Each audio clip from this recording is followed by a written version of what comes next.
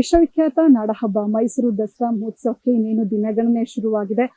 ಹಲವಾರು ಕಾರ್ಯಕ್ರಮಗಳನ್ನ ಆಯೋಜನೆ ಮಾಡಲಾಗಿರುವಂತದ್ದು. ಪ್ರತಿ ವರ್ಷದಂತೆ ಈ ವರ್ಷವೂ ಕೂಡ ಫ್ಲವರ್ ಶೋವನ್ನ ಆಯೋಜನೆ ಮಾಡಲಾಗಿದೆ. ಕುಪ್ಪಣ್ಣ ಪಾರ್ಕ್ ನಲ್ಲಿ ಫ್ಲವರ್ ಶೋವನ್ನ ಆಯೋಜನೆ ಮಾಡಲಾಗಿರುವಂತದ್ದು. ಅಲ್ಲಿಗೆ ಹೋಗೋದಕ್ಕಿಂತ ಮುಂಚೆ ಜಲದರ್ಶಿನಿಯಲ್ಲಿ ಆ ಒಂದು ಗಿಡಗಳನ್ನ ತಂದು ಪೋಷಣೆ ಮಾಡಲಾಗುತ್ತೆ.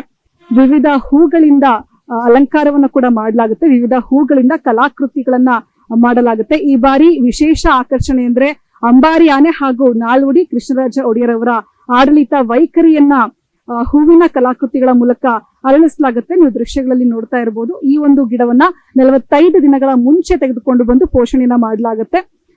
ಸಾಂಸ್ಕೃತಿಕ ಪರಂಪರೆ, ಇತಿಹಾಸದ ಒಂದು ಶೋಭೆ ಹಾಗೂ ಪ್ರಕೃತಿ ಸೌಂದರ್ಯವನ್ನ ಒಗ್ಗೂಡಿಸುವ ಈ ಪ್ರದರ್ಶನವು ಸಾವಿರಾರು ಪ್ರವಾಸಿಗರನ್ನ ಆಕರ್ಷಣೆ ಮಾಡುತ್ತೆ ಅಂತ ಹೇಳ್ಬೋದು. ಹೂವಿನ ಅಲಂಕಾರದಲ್ಲಿ ಅಂಬಾರಿ ಆನೆಗೆ ಒಂದು ನೀಡಲಾದಂತಹ ವೈಶಿಷ್ಟ್ಯತೆ ಆಗಿರ್ಬೋದು, ಮೈಸೂರು ದಸರಾ ಜಂಬೂ ಸವಾರಿಯನ್ನ ಸಂಭ್ರಮವನ್ನ ನೆನಪಿಸುತ್ತೆ ಈ ಬಾರಿ ಒಂದು ಫ್ಲವರ್ ಶೋ ಅಂತ ಹೇಳ್ಬೋದು. ಜೊತೆಗೆ ನಾಲ್ವಡಿ ಕೃಷ್ಣರಾಜ ಒಡೆಯರ್ ಅವರ ಪ್ರಗತಿಪರ ಆಡಳಿತ ಶೈಲಿಯನ್ನ ಪ್ರತಿಬಿಂಬಿಸುವಂತಹ ಕಲಾತ್ಮಕ ವಿನ್ಯಾಸಗಳು ಕೂಡ ಜನರನ್ನ ಈ ಬಾರಿ ಸೆಳೆಯಲಿವೆ ಅಂತ ಹೇಳ್ಬೋದು. ಬೆಂಗಳೂರಿನ ನರ್ಸರಿಯಿಂದ ಈ ಒಂದು ಗಿಡಗಳನ್ನ ತೆಗೆದುಕೊಂಡು ಬರಲಾಗಿರುವಂತದ್ದು. ಒಂದೊಂದು ಗಿಡಗಳು ಒಂದೊಂದು ಅವಧಿಯಲ್ಲಿ ಬೆಳೆಯುತ್ತೆ. ಆ ರೀತಿಯಾಗಿ ಪೋಷಣೆಯನ್ನ ಮಾಡಲಾಗುತ್ತೆ. ಒಂದು 45 ದಿನ ಆಗಿರ್ಬೋದು, 30 ದಿನ, 15 ದಿನ ಈ ರೀತಿಯಾಗಿ ಈ ಒಂದು ಗಿಡಗಳನ್ನ ಪೋಷಣೆ ಮಾಡಲಾಗುತ್ತೆ. ನೀವು ದೃಶ್ಯದಲ್ಲಿ ನೋಡ್ತಾ ಇರ್ಬೋದು. ಈ ಒಂದು ಗಿಡಗಳನ್ನ ಪೋಷಣೆ ಮಾಡ್ತಾ ಇರುವಂತದ್ದನ್ನ ವಿವಿಧ ಬಗೆಯ ಹೂಗಳು ಕೂಡ ನೀವು ನೋಡ್ತಾ ಇದ್ದೀರಾ. ಚೆಂಡು ಆಗಿರ್ಬೋದು, ಸೇವಂತಿಗೆ, ತಾವರೆ ಹೂ, ಆಸ್ಟರ್, ಜಾಸ್ಮಿನ್ ಹೀಗೆ ವಿವಿಧ ರೀತಿಯ ಹೂಗಳನ್ನ ಬೆಳೆಸಲಾಗಿದೆ ಅಂತಾನೆ ಹೇಳ್ಬೋದು. ಈ ಒಂದು ಫ್ಲವರ್ ಶೋ ದಸರಾದ ಮತ್ತಷ್ಟು ವೈಭವವನ್ನ ಹೆಚ್ಚಿಸುತ್ತೆ ಅಂತಾನೆ ಹೇಳ್ಬೋದು. ಪ್ರತಿ ವರ್ಷದಂತೆ ಈ ವರ್ಷವೂ ಕೂಡ ಫ್ಲವರ್ ಶೋವನ್ನ ಆಯೋಜನೆ ಮಾಡಲಾಗಿದೆ. ಹೂವಿನ ಕಲಾಕೃತಿಗಳನ್ನ ರೂಪಿಸಲಾಗುತ್ತೆ. ಮೈಸೂರಿನ ದಸರಾ ಸಂಭ್ರಮದ ಒಂದು ಕಳೆಯನ್ನ ಮತ್ತಷ್ಟು ಈ ಒಂದು ಫ್ಲವರ್ಗಳು ಹೆಚ್ಚಿಸುತ್ತೆ ಅಂತಾನೆ ಹೇಳ್ಬೋದು.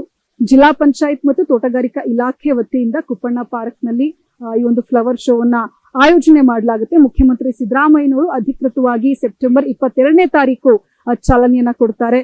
ಜನಮನ ಸೂರೆಗೊಳ್ಳುವಂತಹ ಸುಮಾರು ವಿಭಿನ್ನ ಥೀಮ್ ನೊಂದಿಗೆ ಈ ಬಾರಿಯ ಫಲಪುಷ್ಪ ಪ್ರದರ್ಶನ ಸಜ್ಜಾಗಿರುವಂತದ್ದು. ಅಲ್ಲದೆ ಫಲಪುಷ್ಪ ಪ್ರದರ್ಶನಕ್ಕೆ ಬಂದಂತಹ ಪ್ರೇಕ್ಷಕರಿಗೆ ವಿವಿಧ ರೀತಿಯ ಒಂದು ತಿಂಡಿ ತಿನಿಸುಗಳು, ಆಟಿಕೆಗಳ ವ್ಯವಸ್ಥೆಗಳು ಹಾಗೂ ತೋಟಗಾರಿಕೆ ಇಲಾಖೆ ಸೇರಿದಂತೆ ವಿವಿಧ ಮಳಿಗೆಗಳನ್ನು ಕೂಡ ತಯಾರು ಮಾಡಲಾಗ್ತಾ ಇದೆ.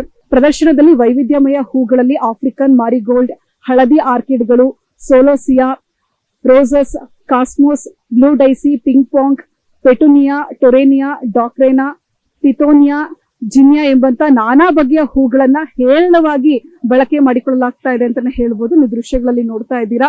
ಹೂಗಳನ್ನ ಬೆಳಗ್ಗೆ 9 ಗಂಟೆಯಿಂದ ರಾತ್ರಿ 10 ಗಂಟೆವರೆಗೂ ಕೂಡ ಈ ಒಂದು ಫ್ಲವರ್ ಶೋವನ್ನ ವೀಕ್ಷಣೆ ಮಾಡೋದಕ್ಕೆ ಅವಕಾಶವನ್ನ ಕಲ್ಪಿಸಿಕೊಡಲಾಗಿರುವಂತದ್ದು.